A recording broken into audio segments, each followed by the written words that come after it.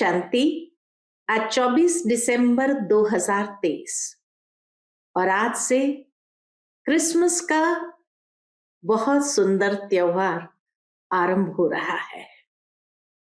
सभी को क्रिसमस की बहुत बहुत मुबारक हो, बधाइयां हो, अभिनंदन हो। क्रिसमस हमें बहुत सी बातों का संकेत भी देता है, प्रेरणा भी देती है। आज अव्यक्त बाप दादा के अव्यक्त मधुर महावाक्य सुनेंगे।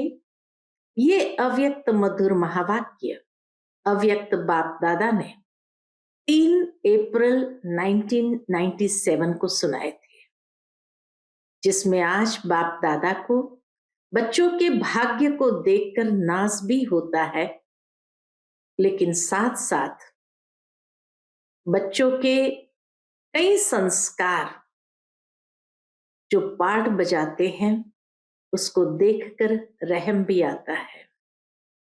बाबा कहे द्वापर के संस्कारों को तो इमर्ज कर दिया और जो अनादि संस्कार है उसे मर्ज कर दिया।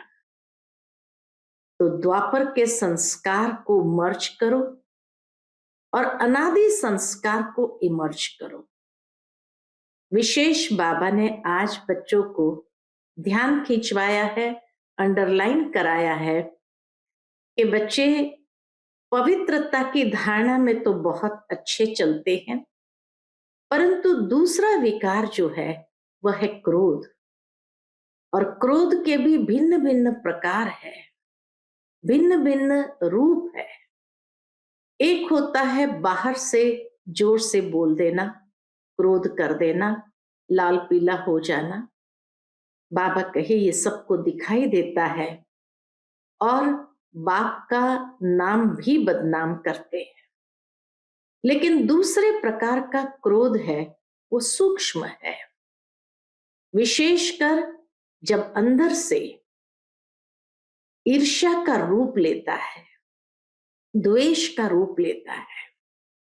तो बाहर से वो क्रोध नहीं करता, लेकिन ईर्ष्या के कारण एक क्रोध की अग्नि में जलता है, दूसरों को भी जलाता है। वो भले लाल पीला नहीं होता है, लेकिन बाबा कहे वो और भी खतरनाक है, जो अंदर से काला हो जाता है। और तीसरा स्वरूप क्रोध का जो बाबा ने बताया कि लौ अपने हाथ में उठा लेना और उस लौ को हाथ में उठाते हुए दूसरों पर उस लौ का प्रयोग करना।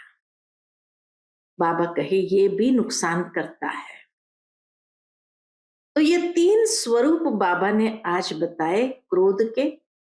तो बाबा कहे अब क्रोध के संस्कार को सदा के लिए विदाई दो और सर्व के प्रति शुभ भावना, शुभ कामना को इमर्ज करो। क्यों बाबा ने आज क्रोध का विषय लिया है? बाबा कहे जहां क्रोध उत्पन्न होता है वहां लोभ भी अपने आप आ जाता है। लोभ और क्रोध का बहुत गहरा संबंध है।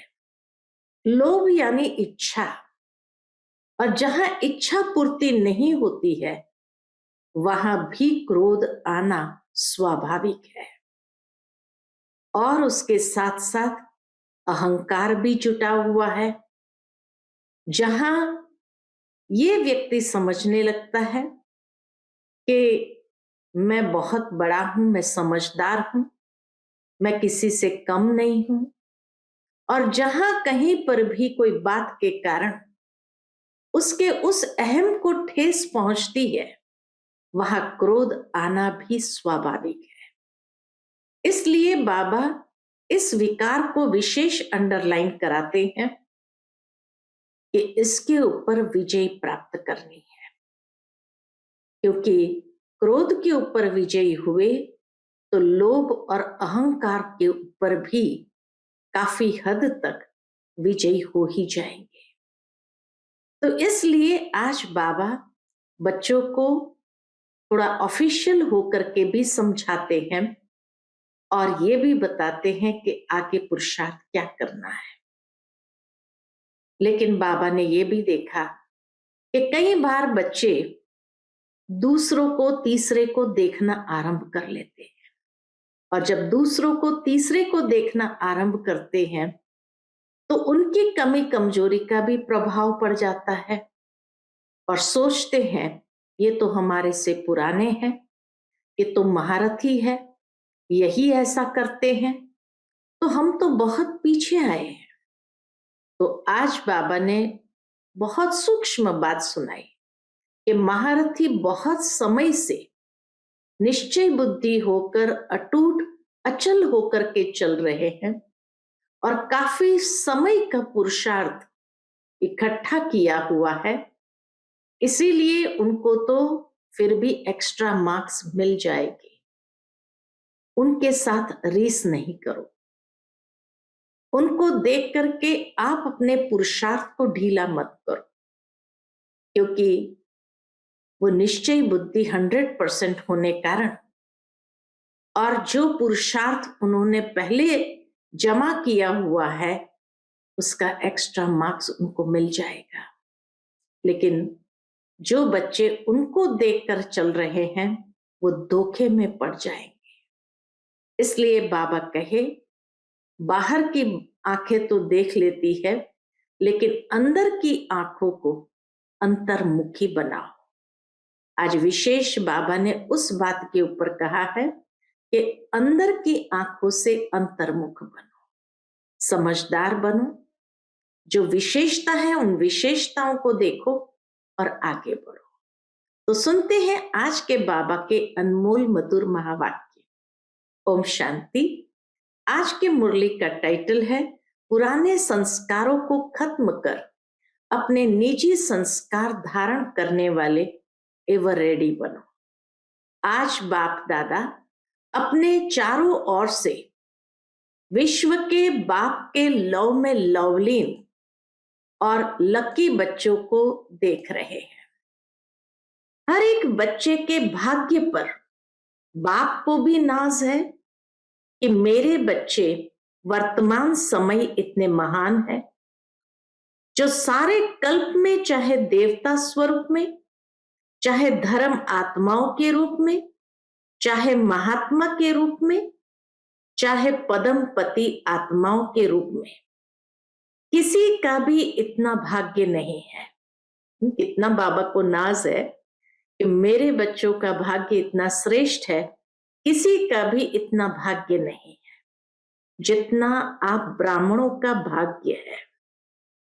तो अपने ऐसे श्रेष्ठ भाग्य को सदा स्मृति में रखते हो?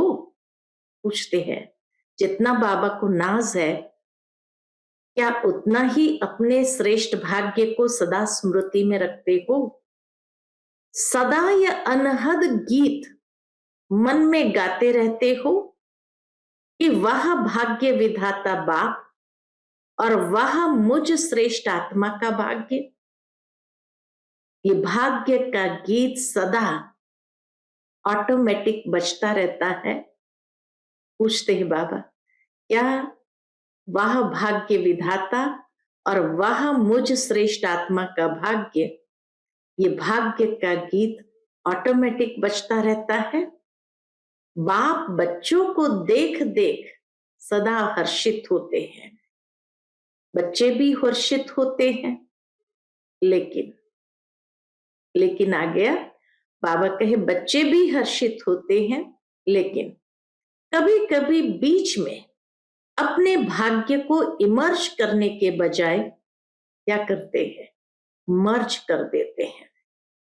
जब बाप देखते हैं कि बच्चों के अंदर अपने सौभाग्य का नशा, निश्चय मर्ज हो जाता है, तो क्या कहेंगे? बाबा देखते हैं कि कभी कभी बच्चे अपने भाग्य के नशे को इमर्ज रखने के बजाय मर्ज कर देते हैं, तो क्या कहेंगे? ड्रामा। लेकिन बाप दादा सभी बच्चों को सदा ही भाग्य के स्मृति स्वरूप देखना चाहते हैं। बाबा की चाहना क्या है? कि हर एक बच्चों को सदा भाग्य के स्मृति स्वरूप के रूप में देखना चाहते हैं। आप भी सभी चाहते यही है, लेकिन बीच में आ जाता है। किसी से भी पूछो तो सब बच्चे यही लक्ष्य रख करके चल रहे हैं कि मुझे बाप समान बनना ही है। लक्ष्य बहुत अच्छा है, जब लक्ष्य श्रेष्ठ है, बहुत अच्छा है, फिर कभी इमर्ज रूप में, कभी मर्ज रूप क्यों? कारण क्या है? बाप दादा से इतने अच्छे अच्छे वायदे भी करते हैं, रूरिहान भी करते हैं, फिर भी लक्ष्य और लक्षण में अंतर क्यों? तो बाप दादा ने रिजल्ट में देखा कि कारण क्या है। अब बाबा कारण सुनाते हैं कि लक्ष्य और लक्षण में अंतर क्यों है। जब इतना ऊंचा लक्ष्य है, भाग्य इतना श्रेष्ठ है, तो लक्षण में अंतर क्यों पड़ जाता है? वैसे तो आप सब जानते हैं, कारण तो बाबा कहे आप भी जानते हैं, नई बात नहीं है, फिर भी बाप दादा रिवाइज कराते हैं। बाप दादा ने देखा 3 बातें हैं। पिछले संडे की मुरली में भी 3 बातें कही थी, तो बाप दादा ने देखा 3 बातें हैं। एक है सोचना, संकल्प करना, दूसरा है बोलना, वर्णन करना, और तीसरा है कर्म में, प्रैक्टिकल अनुभव में और चलन में लाना, यानी कर्म में लाना। तो तीनों का समान बैलेंस कम है। सोचना, संकल्प करना, बोलना, वर्णन करना और कर्म में या चलन में ले आना, ये तीनों के का समान बैलेंस, जो तीनों में समान बैलेंस होना चाहिए, वो कम है। जब बैलेंस होता है तो निश्चय और नशा इमर्ज होता है, और जब बैलेंस कम है तो निश्चय और नशा मर्ज हो जाता है। इतना सिंपल कारण बाबा ने बताया। तीनों में जब बैलेंस होता है तो निश्चय और नशा इमर्ज होता है, और जब बैलेंस कम हो जाता है तो निश्चय और नशा मर्ज हो जाता है। रिजल्ट में देखा गया, क्या देखा गया? कि सोचने की गति बहुत अच्छी भी है और फास्ट भी है। बोलने में रफ्तार और नशा, वह भी 75% ठीक है। बोलने में मेजॉरिटी होशियार भी है, ये भी बाबा ने देखा, लेकिन प्रैक्टिकल चलन में लाने में टोटल मार्क्स कम है। प्रैक्टिकल चलन में या कर्म में लाने में टोटल मार्क्स कम है। तो 2 बातों में ठीक है, लेकिन तीसरी बात में बहुत कम है। कारण जब संकल्प भी अच्छा है, बोल भी बहुत सुंदर रूप में है, फिर प्रैक्टिकल में कम क्यों होता है? कारण क्या है, जानते हो? हाँ या ना बोलो। जानते बहुत अच्छा है, 2 में ठीक है, संकल्प में और बोलने में, लेकिन बाबा कहे प्रैक्टिकल चलन में और कर्म में कम है। तो कारण क्या है? बाबा का ये भी बहुत अच्छी तरह से जानते हैं। अगर किसी को भी कहेंगे कि इस टॉपिक पर भाषण करो या क्लास कराओ, तो कितना अच्छा क्लास कराएंगे, और बड़े निश्चय नशे फलक से भाषण भी करेंगे, क्लास भी कराएंगे, कराते हैं। बाप दादा सबके क्लासेस सुनते हैं, क्या क्या बोलते हैं। बाबा भी वतन से सबके क्लासेस सुनते हैं कि क्या क्या बोलते हैं, मुस्कुराते रहते हैं। वाह वाह बच्चे वाह, इतनी अच्छी अच्छी पॉइंट्स देते हैं, जो बाबा भी कहते हैं वाह वाह बच्चे वाह। मूल बात है, बाप दादा ने पहले भी सुनाया है, ये रिवाइज कोर्स चल रहा है, तो बाप कहते हैं कि कारण एक ही है, ज्यादा भी नहीं है। कारण एक ही है, ज्यादा भी नहीं है, एक ही कारण है। और बाप दादा समझते हैं कि कारण को निवारण करना मुश्किल भी नहीं है। ये भी बाबा जानते हैं कि कारण को निवारण करना मुश्किल भी नहीं है, बहुत सहज है। तो बाबा इसीलिए कहा कि बच्चे भी जानते हैं, क्लास भी कराते हैं, लेकिन निवारण करना ये मुश्किल भी नहीं है, बहुत सहज है। लेकिन सहज को मुश्किल बना देते हैं। मुश्किल है नहीं, बना देते हैं। क्यों? नशा मर्ज हो जाता है, बैलेंस कम हो गया तो नशा मर्ज हो गया, इसलिए मुश्किल बना देते हो। एक ही कारण है, जो भी धारणा की बातें सुनते हो। अब कारण बाबा बहुत स्पष्ट करके बताते हैं कि जो भी धारणा की बातें सुनते हो, करते भी हो, चाहे शक्तियों के रूप में है, चाहे गुणों के रूप में, धारणा की बातें बहुत अच्छी अच्छी करते हो, चाहे शक्तियों के रूप में, चाहे गुणों के रूप में। धारणा की बातें बहुत अच्छी अच्छी करते हो, इतनी अच्छी करते हो जो सुनने वाले, चाहे अज्ञानी चाहे ज्ञानी, सुनकर क्या कहते हैं? बहुत अच्छा कहकर खूब तालियां बजाते हैं। बहुत अच्छा कहा। बाबा सबके क्लासेस सुनते हैं ना, तो उसमें बाबा ने देखा कि धारणा की बातें भी बहुत अच्छा करते हैं, चाहे शक्तियों को धारण करना हो, गुणों को धारण करना, वो बातें तो बहुत अच्छी सुनाते हैं। ज्ञानी अज्ञानी सब सुन करके खूब तालियां बजाते हैं, बहुत अच्छा कहा। लेकिन इतनी बार लेकिन आया, ये लेकिन ही विघ्न डाल देता है। लेकिन शब्द समाप्त होना, अर्थात जैसे ही लेकिन शब्द समाप्त करेंगे, अर्थात बाप समान समीप आना, और बाप के समीप आना अर्थात समय को समीप लाना।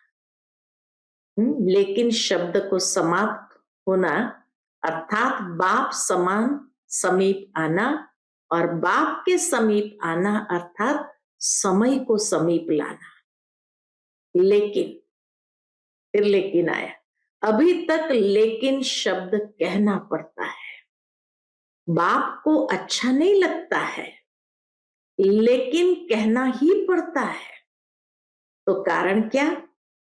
जो भी कहते हो, धारण भी करते हो, धारणा के रूप से धारण करते हो, और वह धारणा किसकी थोड़ा समय, किसकी ज्यादा समय भी चलती है।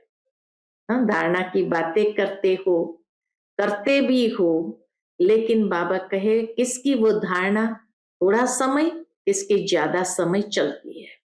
लेकिन धारणा प्रैक्टिकल में सदा बढ़ती चले, उसके लिए यही मुख्य बात है कि जैसे द्वापर से लेकर अंतिम जन्म तक जो भी अवगुण व कमजोरियां हैं, उसकी धारणा संस्कार रूप में बन गई। द्वापर से लेकर के जो अवगुण या कमजोरी की धारणा है, वह संस्कार रूप में बन गई है। संस्कार बनने के कारण मेहनत नहीं करना पड़ता। तो बाबा कहे जैसे द्वापर से लेकर अंतिम जन्म तक जो भी अवगुण व कमजोरियां हैं, उसकी धारणा संस्कार रूप में बन गई है, और संस्कार बनने के कारण मेहनत नहीं करना पड़ता। नेचुरल, चाहे अवगुण हो तो भी नेचुरल वो इमर्ज हो जाता है, वो उसके लिए कोई मेहनत नहीं करनी पड़ती है। छोड़ना भी चाहते हैं, अच्छा नहीं लगता है, फिर भी कहते क्या करें, मेरा संस्कार ऐसा है। इतना नेचुरल रूप से वो संस्कार कार्य करने लगता है, उसमें कोई मेहनत नहीं लगती। आप बुरा नहीं मानना, मेरा संस्कार ऐसा है। तो बाबा कहे संस्कार बना कैसे? बनाया तभी तो बना ना, तो जब द्वापर से ये उल्टे संस्कार बन गए, जिससे आप समय पर मजबूर भी होते हो, फिर भी कहते हो क्या करें, संस्कार है। द्वापर के ये संस्कार इतने अंदर मजबूत बन गए, जो बाबा कहे समय पर मजबूर हो जाते हैं। और फिर क्या कहते हैं, क्या करें, संस्कार है। तो संस्कार सहज न चाहते हुए भी प्रैक्टिकल में आ जाते हैं ना। मिसाल देते हैं बाबा, किसी को क्रोध आ जाता है, थोड़े समय के बाद कहते हैं आप बुरा नहीं मानना, मेरा संस्कार है। क्रोध को संस्कार बनाया। बाबा मिसाल देते हैं, किसी को क्रोध आ जाता है, थोड़े समय के बाद कहते हैं, रियलाइज जैसे होता है, तो कहते हैं आप बुरा नहीं मानना, मेरा संस्कार है। क्रोध को संस्कार बनाया, अवगुण को संस्कार बनाया, और गुणों को संस्कार क्यों नहीं बनाया। बाबा ने इतनी अच्छी अच्छी गुणों की बात बताई, तो बाबा के गुणों को संस्कार क्यों नहीं बनाया है। जैसे क्रोध अज्ञान की शक्ति है, और ज्ञान की शक्ति शांति है, सहन शक्ति है। तो अज्ञान की शक्ति क्रोध को बहुत अच्छी तरह से संस्कार बना लिया है, और यूज भी करते रहते हो, फिर माफी भी लेते रहते हो। अज्ञान के शक्ति क्रोध को बहुत अच्छी तरह से संस्कार बना लिया, यूज भी करते हो, माफी भी ले लेते हो। माफ कर देना आगे से नहीं होगा, और आगे और ज्यादा होता है, और ज्यादा क्रोध होता है। कारण क्योंकि संस्कार बना लिया है। तो बाप दादा एक ही बात बच्चों को बार बार सुनाते हैं कि अभी हर गुण को, हर ज्ञान की बात को संस्कार रूप में बनाओ। हर गुण को, हर ज्ञान की बात को संस्कार रूप में बनाओ। ब्राह्मण आत्माओं के निजी संस्कार कौन से हैं, पूछते बाबा। क्रोध या सहन शक्ति? कौन सा है? सहन शक्ति, शांति की शक्ति, यह है ना, ये हमारे अनादि संस्कार है, ये नेचुरल है। तो अवगुणों को सहज ही संस्कार बना दिया, कूट कूट कर अंदर डाल दिया है, जो न चाहते भी निकलता रहता है। ऐसे हर गुण को अंदर कूट कूट कर संस्कार बनाओ। मेरा निजी संस्कार कौन सा है, ये सदा याद रखो। बाबा कहे ये याद रखो, मेरा निजी संस्कार कौन सा है, शांति का या क्रोध का। वह तो रावण की जायदाद संस्कार बना दिया। अवगुणों को, कमजोरियों को क्या कहेंगे, ये तो रावण की जायदाद है।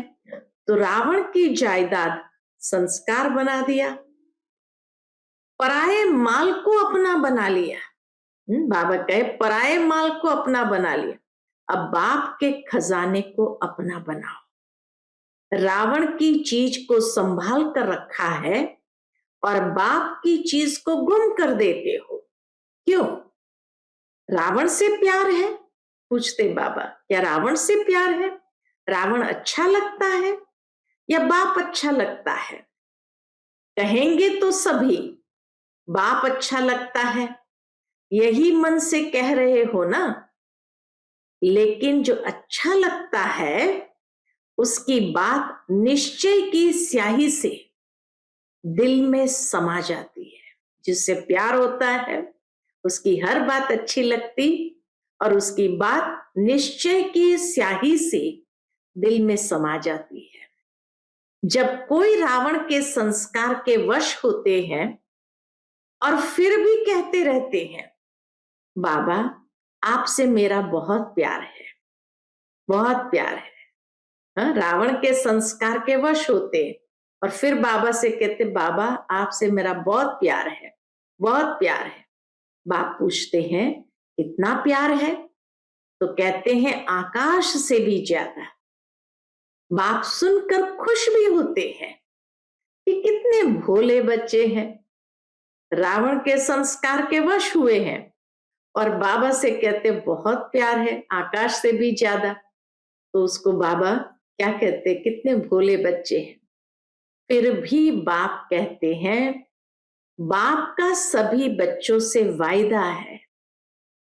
क्या वायदा है? कि दिल से अगर एक बार भी मेरा बाबा बोल लिया, दिल से अगर एक बार भी मेरा बाबा बोल दिया, फिर भले बीच बीच में भूल जाते हो, लेकिन एक बार भी दिल से बोला मेरा बाबा, तो बाप भी कहते हैं जो भी हो, जैसे भी हो, मेरे ही हो, ले तो जाना ही है। सिर्फ बाप चाहते हैं कि बाराती बनकर नहीं चलना, सजनी बनकर चलना। सुन करके तो सभी बहुत खुश हो रहे हैं, अपने ऊपर हंसी भी आ रही है। कितना बाबा का प्यार है और वायदा है कि एक बार दिल से मेरा बाबा कहा तो फिर भी बाबा साथ ले ही जाएंगे, स्वीकार करते हैं, जो है जैसे हैं वैसे मेरे हैं और साथ ले चलूंगा। सिर्फ बाबा कहे बाराती बनकर नहीं, सजनी बनकर चलना। तभी सुनने के समय अपने ऊपर हंसते हो ना, अपने ऊपर हंसी आती है, और जब जोश करते हो तब लाल पीले हो जाते हो। जोश यानी क्रोध में आते हो तब लाल पीले हो जाते हो। लेकिन बाप ने रिजल्ट में देखा, क्या देखा? कि बच्चों में एक विशेषता बहुत अच्छी है। कौन सी? पवित्रता में रहना। इसके लिए कितना भी सहन करना पड़ा है, कितना भी अपोजिशन करने वाले सामने आए हैं, लेकिन इस बात में 75% अच्छे हैं। कोई कोई गपोड़ा भी लगाते हैं, कसिया यानी गपोड़ा भी लगाते हैं, लेकिन फिर भी 75% ने इस बात में पास होकर दिखलाया है, पवित्रता की धारणा में पास होकर दिखलाया। अब उसके बाद दूसरा सब्जेक्ट कौन सा आता है? क्रोध। देह भान तो टोटल है ही है। किसी ने कहा देह भान, तो बाबा ने कहा देह भान तो टोटल है ही है, लेकिन देखा गया कि क्रोध की सब्जेक्ट में बहुत कम पास है। बाबा ने रिजल्ट में क्या देखा कि क्रोध की सब्जेक्ट में बहुत कम पास है। ऐसे समझते हैं कि शायद क्रोध कोई विकार नहीं है। बच्चे समझते कि क्रोध कोई विकार नहीं है, ये शस्त्र है, विकार नहीं है। लेकिन क्रोध ज्ञानी तो आत्मा के लिए महाशत्रु है, क्योंकि क्रोध अनेक आत्माओं के संबंध संपर्क में आने से प्रसिद्ध हो जाता है। जब कोई क्रोध करता है तो संबंध संपर्क में ही आकर के क्रोध होता है, तो बाबा कहे वो प्रसिद्ध हो जाता है। और क्रोध को देख करके बाप के नाम की बहुत ग्लानि होती है, बाप का नाम बदनाम होता है। कहने वाले यही कहते हैं, क्या कहते? देख लिया ज्ञानी तू आत्मा बच्चों को, क्रोध के बहुत रूप है। इतने रूप है। एक तो महान रूप आप अच्छी तरह से जानते हो, दिखाई देता है ये क्रोध कर रहा है। लेकिन दूसरा रूप कौन सा है? दूसरा क्रोध का सूक्ष्म स्वरूप, अंदर में ईर्ष्या द्वेष घृणा होती है, ये भी दूसरा स्वरूप है। अंदर में ईर्ष्या द्वेष घृणा होती है। इस स्वरूप में जोर से बोलना या बाहर से कोई रूप नहीं दिखाई देता है, लेकिन जैसे बाहर क्रोध होता है तो क्रोध अग्नि रूप है ना, वह अंदर खुद भी जलता रहता है और दूसरों को भी जलाता है। ऐसे ही ईर्ष्या द्वेष घृणा ये जिसमें है वह इस अग्नि में अंदर ही अंदर जलता रहता है। बाहर से लाल पीला नहीं होता, लाल पीला फिर भी ठीक है। बाबा क्या कहते हैं, ये दूसरा स्वरूप जो है वो बड़ा खतरनाक है। लाल पीला फिर भी ठीक है, लेकिन वह काला होता है। ईर्ष्या द्वेष घृणा जो करता है वो अंदर में एकदम काला होता है। फिर तीसरा क्रोध की चतुराई का रूप भी है। वह क्या है? तो पहला स्वरूप वो तो सबको दिखाई देता है, प्रत्यक्ष प्रसिद्ध कर देता है, बाबा का नाम भी बदनाम करता है। लेकिन दूसरा स्वरूप सूक्ष्म होता है, जो ईर्ष्या द्वेष घृणा के रूप में होता है, जो बाहर से भले लाल पीला नहीं होता लेकिन अंदर में काला होता है। अब तीसरा स्वरूप क्रोध का चतुराई का रूप भी है। वह क्या है? कहने में समझने में ऐसे समझते हैं, वह कहते हैं कि कहां कहां सीरियस होना पड़ता है। ये चतुराई का रूप है कि कहां कहां सीरियस होना ही पड़ता है, कहां कहां लॉ उठाना ही पड़ता है कल्याण के लिए। अभी कल्याण है या नहीं वो अपने से पूछो। बाप दादा ने किसी को भी अपने हाथ में लॉ कानून उठाने की छुट्टी नहीं दी है। क्या कोई मुरली में कहा है कि भले लॉ उठाओ, क्रोध नहीं करो? लॉ उठाने वाले के अंदर का रूप वही क्रोध का अंश होता है। जो निमित्त आत्माएं हैं वह भी लॉ उठाते नहीं है। बाबा ने ये परमिशन निमित्त आत्माओं को भी नहीं दिया है, लेकिन उन्हों को लॉ रिवाइज कराना पड़ता है। बाबा ने इतनी छुट्टी दी है कि सामने वाले को लॉ रिवाइज करके समझाओ। लॉ कोई भी नहीं उठा सकता, लेकिन निमित्त है तो बाप द्वारा बनाए हुए लॉ को रिवाइज करना पड़ता है। निमित्त बनने वालों को इतनी छुट्टी है, सबको नहीं। ये लॉ रिवाइज करा के समझा सके, बाकी वह भी लॉ उठा नहीं सकते। ये भी चतुराई का रूप है क्रोध का। आज बाप दादा थोड़ा ऑफिशियल शिक्षा दे रहे हैं। कितनी निर्माणता है बाबा की। बाबा एक तरफ बच्चों को कह भी रहे हैं, ऑफिशियल शिक्षा दे रहे हैं, प्यार से उठाना, प्यार से उठाना, कल्याण की भावना से उठाना।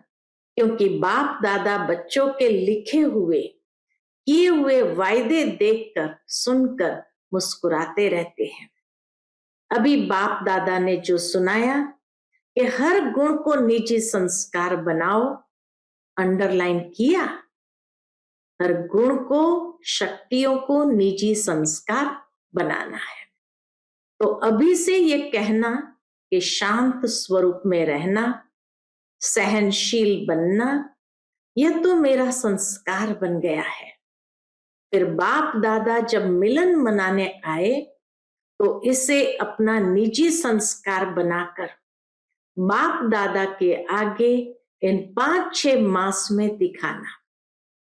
सीजन की अंतिम मुरली है, तो इसीलिए बाबा कहे 5-6 मास में इसको ऐसा निजी संस्कार बनाओ, गुणों को शक्तियों को, जो बाप दादा को अगली सीजन शुरू होने से पहले दिखाओ। इसलिए आज रिजल्ट सुना रहे हैं। क्रोध की रिपोर्ट बहुत आती है, छोटा बड़ा भिन्न भिन्न रूप से क्रोध करते हैं। अभी बाप दादा ज्यादा नहीं खोलते हैं। बाबा ने इतना सहजता से बच्चों के ध्यान पर भी बात दे दी, और बाबा कहे इसकी गहराई में मैं नहीं जाता हूं, लेकिन कहानियां बहुत मजे की है। इसलिए आज से क्रोध को क्या करेंगे? विदाई देंगे। पूछते बाबा विदाई देंगे? तो सभी ने ताली बजाई। देखो, ताली बजाना बहुत सहज है, लेकिन क्रोध की ताली नहीं बजे। बाप दादा अभी यह बार बार सुनने नहीं चाहते हैं, फिर भी रहम पड़ता है तो सुन लेते हैं। तो अब से ये नहीं कहना कि बाबा वायदा तो किया लेकिन फिर आ गया, क्या करें, चाहते नहीं है आ जाता है। आप ही माया को समझा दो, क्रोध को समझा दो, तो यह पुरुषार्थ भी बाप करे? पूछते बाबा, ये पुरुषार्थ भी बाप करे और प्रारब्ध बच्चे लेंगे, यह भी मेहनत बाप करे? पूछते हैं। तो ऐसा वायदा नहीं करना जो फिर 5 मास के बाद रिजल्ट देखे, भले आप बताओ नहीं बताओ। बाबा कहे भले आप बताओ नहीं बताओ, बाप के पास तो पहुंचती है, ऐसी रिजल्ट ना हो, क्रोध वाली रिजल्ट ना हो। क्या करे, हो जाता है, सरकमस्टेंस ऐसे आते हैं, बात बहुत बड़ी हो गई ना, बाप को भी समझाने की कोशिश करते हैं, बड़े होशियार है। कहते हैं बाबा छोटी मोटी बातें हम पार कर लेते हैं, ये बात ही बड़ी थी ना, अभी दोष किस पर रखा? बात पर। और बात क्या करती है? बच्चों ने दोष किस पर रखा? बात पर। और बात क्या करती है? आई और गई। 5000 वर्ष के बाद फिर बात आएगी। बात इतनी समझदार है कि बात आई और गई, 5000 वर्ष के बाद बात आएगी। जो 5000 वर्ष के बाद बात आनी है उस पर दोष रख लेते हैं। बाबा को भी वंडर लगते, जो 5000 साल के बाद आने वाली है उस पर दोष रख देते हैं। ऐसे नहीं करना। क्या करूं, ये संकल्प में भी नहीं लाना। बाप दादा क्रोध के लिए क्यों विशेष कह रहा है? बाप दादा क्रोध के लिए क्यों विशेष कह रहा है? क्योंकि अगर क्रोध को आपने विदाई दे दी तो इसमें लोभ, इच्छा सब आ जाता है। लोभ सिर्फ पैसे और खाने का नहीं होता है, भिन्न भिन्न प्रकार की, चाहे ज्ञान की चाहे अज्ञान की कोई भी इच्छा, यह भी लोभ है। कोई भी इच्छा, यह भी लोभ है। और इच्छा पूर्ति नहीं हुई तो क्रोध तो आना ही है। इसलिए लोभ और क्रोध का गहरा कनेक्शन है। तो बाबा कहे चाहे ज्ञान की चाहे अज्ञान की कोई भी इच्छा, ये भी लोभ है। तो क्रोध को खत्म करने से लोभ स्वतः खत्म हो जाएगा। उसके साथ साथ अहंकार भी खत्म हो जाएगा। ऐसे अहंकार का भी कनेक्शन क्रोध के साथ है, वो बाबा समझाते। अभिमान आता है ना, मैं बड़ा, मैं समझदार, मैं जानता हूं, ये क्या अपने को समझते हैं, तब क्रोध आता है। हाँ, दूसरे को जब कम देखते हैं, खुद को ज्यादा समझदार, बड़ा समझते हैं, तब क्रोध आता है। तो अभिमान और लोभ यह भी साथ साथ विदाई ले लेंगे। इसलिए बाप दादा विशेष लोभ के लिए न कह करके क्रोध को अंडरलाइन करा रहे हैं। तो संस्कार बनाएंगे। अभी सब हाथ उठाओ और सबका फोटो निकालो। सबने हाथ उठाया, अभी थोड़ी सी मुबारक देते हैं। संकल्प किया, उसकी थोड़ी सी मुबारक देते हैं, बहुत नहीं। और जब फिर से रिजल्ट देखेंगे, फिर वतन के देवताएं भी, स्वर्ग के देवताएं भी आपके ऊपर वाह वाह के पुष्प गिराएंगे। वाह वाह के पुष्प गिराएंगे। आज से हर एक अपने में देखे, दूसरों को नहीं देखना। दूसरे की यह बातें देखने के लिए मन की आंख बंद करना। दूसरों की ये बातें देखने के लिए मन की आंख बंद करना। ये आंखें तो बंद कर नहीं सकते हो ना, हाँ, ये स्थूल आंखें तो बंद कर नहीं सकते हो। लेकिन मन की आंख बंद करना, दूसरा करता है या तीसरा करता है, मुझे नहीं देखना है। बाप इतना भी फोर्स देकर कहते हैं कि अगर कोई विरला महारथी भी कोई ऐसी कमजोरी करे तो भी देखने के लिए और सुनने के लिए मन को अंतर्मुखी बनाना। हंसी की बात सुनाए, अब आप कहते हैं हंसी की बात सुनाए, बाप दादा आज थोड़ा स्पष्ट सुना रहे हैं, बुरा तो नहीं लगता है ना? अच्छा, एक और भी स्पष्ट बात सुनाते हैं। क्या करते हैं? बाप दादा ने देखा कि मेजॉरिटी समय प्रति समय, सदा नहीं, कभी कभी महारथियों की विशेषता को कम देखते हैं और कमजोरी को बहुत गहराई से देखते हैं और फॉलो करते हैं। एक दो से वर्णन भी करते हैं कि क्या है, सबको देख लिया, महारथी भी करते हैं, हम तो है ही पीछे, अभी महारथी जब बदलेंगे ना तो हम बदल जाएंगे। तो बाबा क्या कहते, लेकिन महारथियों की तपस्या, महारथियों के बहुत काल का पुरुषार्थ उन्हों को एडिशन मार्क्स दिलाकर पास विथ ऑनर कर देती है। महारथियों की तपस्या, बहुत काल का पुरुषार्थ उन्हों को एडिशन मार्क्स दिलाकर बाबा कहे पास विथ ऑनर कर लेती है।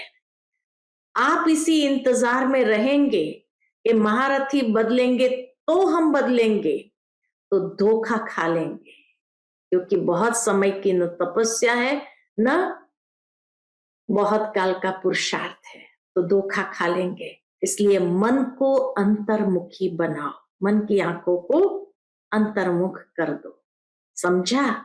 यह भी बाप दादा बहुत सुनते हैं, देख लिया, देख लिया, हमारी भी तो आंखें हैं ना, हमारे भी तो कान है ना, हम भी बहुत सुनते हैं, लेकिन महारथियों से इस बात में रीस नहीं करना। अच्छाई की रेस करो, बुराई की रीस नहीं करो, बुराई की रीस नहीं करो, नहीं तो धोखा खा लेंगे। बाप को तरस पड़ता है क्योंकि महारथियों का फाउंडेशन निश्चय अटूट अचल है। बाबा को तरस पड़ता है क्योंकि बाबा जब देखते हैं महारथियों का फाउंडेशन निश्चय अटूट अचल है, उसकी दुआएं एक्स्ट्रा महारथियों को मिलती है। इसलिए कभी भी मन की आंख को इस बात के लिए नहीं खोलना, बंद रखो, सुनने के बजाय मन को अंतर्मुखी रखो। समझा? अच्छा, चारों ओर के सर्व बाप दादा के लवलीन आत्माएं, सर्व बाप के सेवाधारी आत्माएं, सर्व सहज पुरुषार्थ को अपनाने वाली श्रेष्ठ आत्माएं, सदा बाप समान बनने के लक्ष्य और लक्षण को समान बनाने वाली बाप के समीप आत्माओं को बाप दादा का बहुत बहुत याद प्यार और नमस्ते।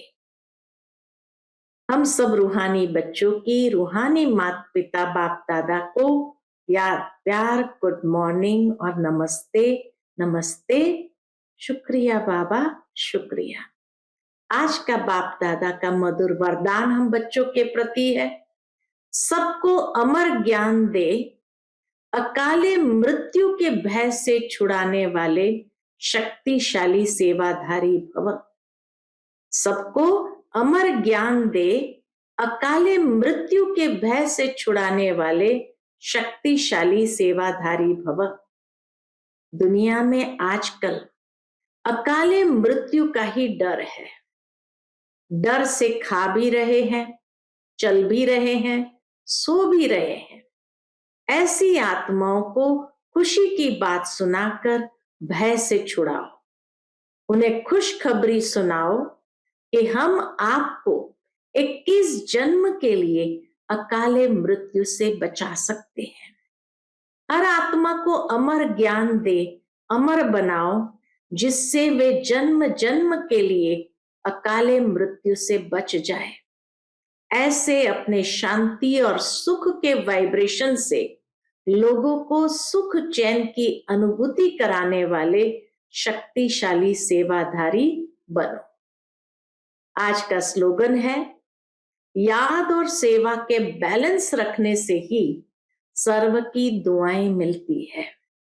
याद और सेवा का बैलेंस रखने से ही सर्व की दुआएं मिलती है। अच्छा, Om Shanti. Click here to like and subscribe our channel and press the bell icon to stay updated with the latest videos.